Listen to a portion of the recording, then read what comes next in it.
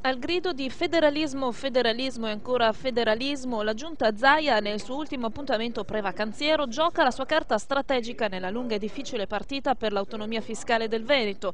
Si costituisce ufficialmente la Task Force per l'attuazione del federalismo fiscale, un pool di 7 esperti che presto darà forma alla proposta veneta da presentare a Roma. E conterrà sicuramente richiesta di autonomia estrema rispetto a molti settori, penso a quello del sociale piuttosto che al mondo del lavoro, la scuola, la polizia locale e molto altro ancora. Tutte materie che comunque possono essere delegate in toto ai nostri territori, i nostri territori devono avere anche la possibilità di vedere le tasse dei cittadini rimanere sul territorio. Il gruppo sarà una vera cerniera tra Veneto e Roma e conterrà il meglio dei due mondi. Il professor Luca Antonini, insigne economo e già collaboratore di Tremonti, che ne sarà anche il simbolico ambasciatore, e noti professionisti padovani, mestrini e trevigiani.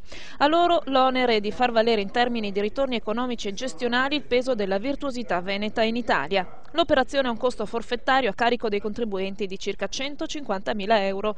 Sulla carta l'incarico dei super esperti durerà un anno, ma la Regione promette tempi molto più ristretti, dopodiché il governo non avrà più alibi. Nel momento in cui il Veneto presenta una piattaforma di negoziato per il federalismo e l'autonomia e dice che le tasse debbono restare sui nostri territori, ha già detto tutto, ne ha dato gli strumenti, le modalità e anche le soluzioni. Se Roma ci risponde picche vuol dire che Roma non ha capito nulla di quanta necessità ci sia in Veneto di avere questo.